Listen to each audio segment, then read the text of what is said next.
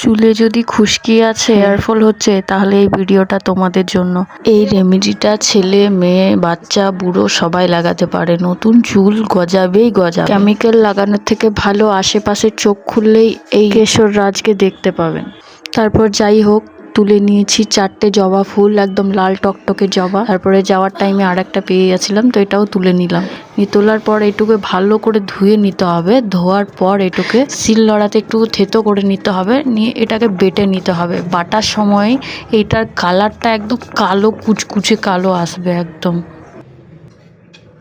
তারপর যে 4টে জবা ছিল, ওই জবাগুলো তারপরে বেটে নিলাম।